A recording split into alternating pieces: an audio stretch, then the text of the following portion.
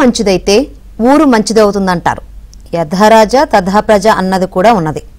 ప్రజలు ఎన్నుకున్న ప్రజాప్రతినిధులు ఏం చేస్తే జనం అదే అనుసరిస్తూ ఉంటారు.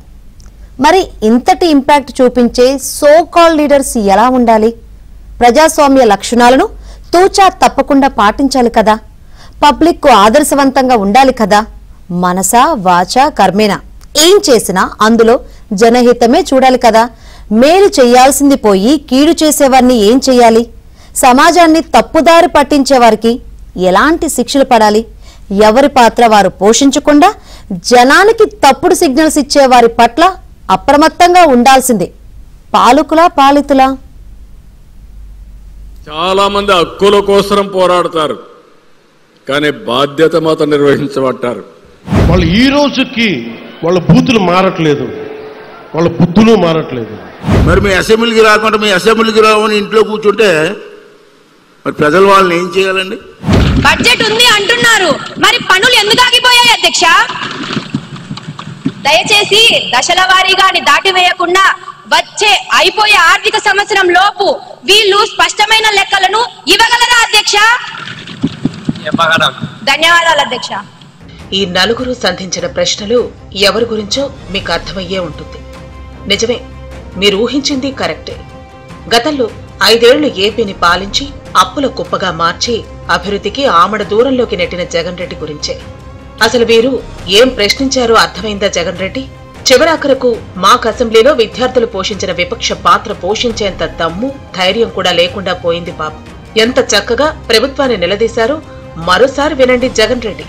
మంత్రి గారు చెప్పినట్లు రాష్ట్రంలో సోలార్ కెపాసిటీ పెరగడం సంతోషకరం. పీఎం సూర్యఘర్ పథకం ద్వారా ప్రజలకు ఉచిత విద్యుత్ లభిస్తోంది. దీన్ని మేము సంతోషంగా స్వాగతిస్తున్నాం అధ్యక్ష. అయితే అధ్యక్ష, క్షేత్రస్థాయిలో ఒక ఆచరణాత్మక సమస్య ఉంది అధ్యక్ష. ప్రజలు దరఖాస్తు చేసుకుంటున్నారు, సబ్సిడీ వస్తోంది, కానీ నెట్ మీటరింగ్ బిగించేటప్పుడు డిస్కమ్ అధికారులు నెలల తరబడి సమయం తీసుకుంటున్నారు అధ్యక్ష. వినిపించిందా జగన్ రెడ్డి? అసెంబ్లీకి వస్తే మీకు మీ పార్టీకి ఎంత మేలో ఈ పిల్లలు చాలా చక్కగా తెలియచెప్పారు. ప్రజాస్వామ్యంలో ప్రజల చేత ఎన్నుకున్న మీ వైఎస్ఆర్సీపీ శాసనసభ్యులు అతీతులేమీ కాదు. మిమ్మల్ని ఎన్నుకున్న ప్రజల తరపున అసెంబ్లీకి అటెండ్ అయి తప్పు చేస్తే ప్రభుత్వాన్ని నిలదీయటం మీ హక్కు. ప్రజల సమస్యను చట్టసభ సాక్షిగా నిలదీయటం మీకు ఇచ్చిన రైట్. అలాంటి రాజ్యాంగ స్ఫూర్తిని కూడా మీరు లెక్క చేయరా అనే ప్రశ్నలు ఇప్పుడు జగన్ రెడ్డిని ఉక్కిరి బిక్కిరి చేస్తున్నాయి. రాజ్యాంగంలో హక్కులే కాదు, విధులు కూడా ఇచ్చిందన్న విషయాన్ని మాక్ అసెంబ్లీ వేదిక నుంచి గుర్తు చేశారు ముఖ్యమంత్రి చంద్రబాబు నాయుడు. ఇంకొక పక్క నేను 30 సంవత్సరాల్లో మంత్రి అయ్యాను, 45 సంవత్సరాల్లో ముఖ్యమంత్రి అయ్యా, 4వ ముఖ్యమంత్రిగా పనిచేస్తున్నా. రాజ్యాంగం మనకు ప్రాథమిక హక్కులు ఇచ్చింది, అదే మరి ప్రాథమిక విధులు కూడా ఇచ్చింది, బాధ్యతలు కూడా ఇచ్చింది. చాలా మంది హక్కుల కోసం పోరాడతారు, కానీ బాధ్యత మాత్రం నిర్వహించబట్టారు. అందుకనే బ్యాలెన్స్ కాకపోతే మనం అనుకున్న లక్ష్యాన్ని కూడా మనం నెరవేర్చుకోలేం. రాజ్యాంగానికన్నా గొప్పవారు కాదు, అందరూ రాజ్యాంగానికి బద్దులై ఉండాల్సిందే. ఢిల్లీ లెవెల్లో పార్లమెంట్ సభ్యులు ఉంటారు, పార్లమెంట్ సభ్యులు దేశంలో చట్టాలను చేస్తారు. రాష్ట్ర స్థాయిలో అసెంబ్లీ ఉంటుంది, ఇక్కడ మనం అందరం కూడా చట్టాలు చేస్తాం.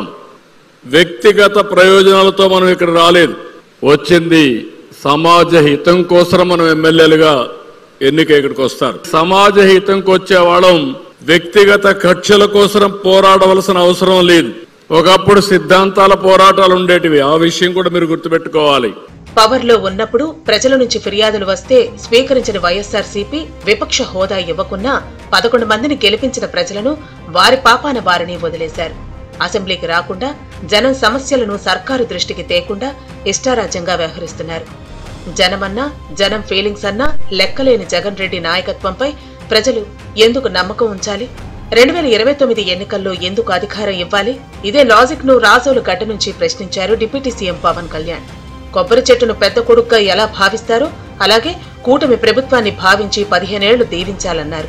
ప్రజల చేతుల్లో ఘోరాతి ఘోరంగా ఓడిన వైసీపీ నాయకులు బూతులు తిట్టడం మానటం లేదు, వారి బుద్ధులు కూడా ఏమాత్రం మారలేదు.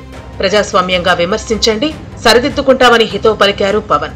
ఎక్స్ట్రా చేస్తే పవన్ ఏంటో చూపిస్తానంటూ పంచ్ డైలాగ్ పేల్చారు డిప్యూటీ సీఎం.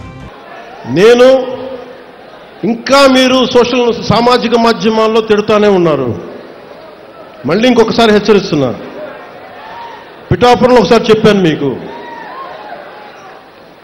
మళ్ళీ మీరు కూర్చొని పాత పద్ధతిలో గనుక మళ్ళీ నాయకులు మళ్ళీ మీరు పిచ్చి ప్రలాపనలు చేస్తే పర్యావసానాలు చాలా తీవ్రంగా ఉంటాయి, గుర్తుపెట్టుకో. మేమే వచ్చేస్తాం 29లో అంటే నేను చెప్తున్నాను కదా, మళ్ళీ ఈ రోజున నా రాజోలు గడ్డ సాక్షిగా చెప్తున్నాను కదా.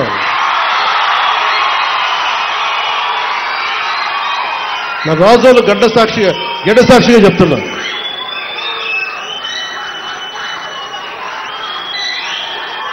మీరు అలాంటి ఆశలు పెట్టుకోకుండా జరగవు. క్రిమినల్ యాటిట్యూడ్ తోటి ఎవరు వచ్చినా కానీ, అది నా పార్టీ జనసేన పార్టీలో ఉన్నా కానీ, కూటమి పార్టీలో ఎవరున్నా కానీ, ప్రజాస్వామ్యాన్ని గౌరవించని నాయకులు ఎవరైనా సరే, నా సొంత పార్టీలో మన సొంత పార్టీలో ఉన్నా సరే, జనసేనలో ఉన్నా సరే నేను ఉపేక్షించను. మేము మీలాగా దోచేయట్లా, మీలాగా ఎవరైనా పిటిషన్ ఇస్తే భయపెట్టట్లా, ఇన్ని వేల కోట్లు ఖర్చు పెడతా ఉన్నాం, అందరికీ సకాలానికి జీతాలు ఇస్తా ఉన్నాం, మీరు ఇచ్చిన దానికంటే పెన్షన్లు ఇంకా బలంగా ఇస్తున్నాం, వికలాంగుల పెన్షన్లు బాగా ఇస్తున్నాం మీకంటే కూడా. వీటన్నిటి మధ్యలో ఛాలెంజ్ ఏంటంటే, రాష్ట్రం కోసం అధికార పక్షం ప్రతిపక్షం పనిచేయాలి. ఇది కామన్ గా అందరికీ తెలిసిన విషయం.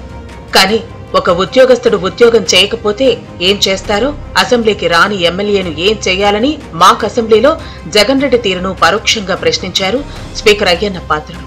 శాసనసభకు రాకుండా ప్యాలెస్ లో కూర్చుంటున్న వారిని ప్రజలు ఎలా ట్రీట్ చేయాలో చదువుకున్న పిల్లలు సమాధానం చెప్పాలన్నారు అయ్యన్న. ఒక ఉద్యోగస్తుడు ఉద్యోగం చేస్తూ ఉంటాడు, ఉద్యోగం సరిగ్గా చేయకపోతే ప్రభుత్వం ఏం చేస్తుందండి? జాబ్ తీసేస్తారు కదా, శాలరీ ఉండదు, జాబ్ ఉండదు. ఒక ఎమ్మెల్యే అసెంబ్లీకి రాకపోతే ఏం చేయాలండి? ఎమ్మెల్యే బాధ్యత ఏంటి? అసెంబ్లీకి వచ్చి ప్రజలతో సమస్యలు చర్చించాలా. అందుకే కదా మీరు అందరూ మాకు సపోర్ట్ చేశారు. మరి మీ అసెంబ్లీకి రాకుండా మీ అసెంబ్లీకి రావని ఇంట్లో కూర్చుంటే మరి ప్రజలు వాళ్ళని ఏం చేయాలండి? ఎలా ట్రీట్ చేయాలండి? చదువుకున్న పిల్లలు మీరు ఆలోచించి సమాధానం చెప్పండి. రియల్ గా శాసనసభలో కనిపించాల్సిన సీన్ మాక్ అసెంబ్లీలో ప్రతిపక్ష పాత్ర పోషించిన స్టూడెంట్స్ బ్రహ్మాండంగా చేశారని అభినందించారు ముఖ్యమంత్రి చంద్రబాబు. నిజమైన ఎమ్మెల్యేలు సభలో కాస్త తడబడుతూ ఉంటారు, కానీ స్టూడెంట్స్ అసెంబ్లీని తలపించిన తీరు సూపర్ అంటూ కితాబిచ్చారు చంద్రబాబు. మామూలుగా నేను అసెంబ్లీలో కూడా వాచ్ చేస్తూ ఉంటాను, మీరు మామూలుగా చెయ్యలేదు. మిమ్మల్ని చూస్తే ఇదే నేను ఎప్పుడూ కోరుకుంటాను. అసెంబ్లీ ఒక ఆదర్శంగా ఉండాలని కోరుకుంటాం. చాలాసార్లు మా ఎమ్మెల్యేలకైతే నేను శిక్షణా కార్యక్రమాలు కూడా పెట్టా, కానీ చాలా తక్కువ సమయంలో మీ యొక్క ప్రవర్తన, మీ యొక్క ఇది చూస్తే వండర్ఫుల్ పర్ఫార్మెన్స్. మరొక్కసారి మిమ్మల్ని అందరినీ మనస్ఫూర్తిగా అభినందిస్తున్నా. పొరపాటును తన ఇలాఖాలో అయినా వెళ్లకుంటే జనం తనను పూర్తిగా మర్చిపోతారేమోననే భయమూ కానీ రైతుల వద్దకు వెళ్లారు పులివెందుల ఎమ్మెల్యే జగన్. తన పాలన కంటే కూటమి పాలన మరింత భేషుగ్గా సాగుతుంటే కూటమి ప్రభుత్వంపై కన్స్ట్రక్టివ్ విమర్శలు కాకుండా అన్నదాతల సమస్యల పేరిట రాజకీయ విమర్శ చేశారు జగన్ రెడ్డి. 18 నెలల కాలంలో దాదాపుగా 16 సార్లు కరువు వల్లనో లేకపోతే వరదల వల్లనో, అతివృష్టో అనావృష్టో రైతులు నష్టపోయిన పరిస్థితులు, ఇన్పుట్ సబ్సిడీ ఇవ్వాల్సిన ఆవశ్యకత కలిగిన పరిస్థితులు. ఈ 18 నెలలలో 16 సార్లు అటువంటి పరిస్థితులు ఉత్పన్నమైతే ఇన్పుట్ సబ్సిడీ చంద్రబాబు నాయుడు గారు ఇవ్వాల్సిన అవసరమున్న పరిస్థితులు ఉత్పన్నమైతే చంద్రబాబు నాయుడు గారి 18 నెలల్లో రైతులకు చేసింది ఏమిటి అంటే బోర్డు సున్నా. నిజంగా చంద్రబాబు నాయుడు గారు గట్టిగా చెప్తా ఉన్నాం, అయ్యా చంద్రబాబు నాయుడు గారు నువ్వు గన పట్టించుకునే కార్యక్రమం చేయకపోతే త్వరలోనే రైతుల తరఫున మరో గొప్ప ఉద్యమం మళ్ళా జరుగుతుంది. ప్రజలను భాగస్వామ్యం చేస్తూ పాలనలో పారదర్శకత పెంచుతున్నారు చంద్రబాబు, పవన్, లోకేష్. జనం ఇవ్వని విపక్ష హోదా కోసం కోర్టులకెక్కి నానా యాగి చేస్తున్న జగన్ రెడ్డి విభజించు పాలించు తరహాలో ఫక్తు పాలిటిక్స్ చేస్తూ పబ్బం గడుపుకుంటున్నారు. రాజ్యాంగం ప్రకారం భారతదేశంలో పాలన నడుస్తుంది. మరి ఆ రాజ్యాంగానికి బద్దంగానే జగన్ రెడ్డి అయినా ఇంకెవరైనా నడుచుకోవాల్సిందే. మరి ఇకనైనా పులివెందుల పులకేసి రాజ్యాంగానికి లోబడి ఎమ్మెల్యేగా ఎన్నికైనందుకు ఆయన విధులు కర్తవ్యాలు నిర్వర్తిస్తారా లేదా అన్నది చూడాలి.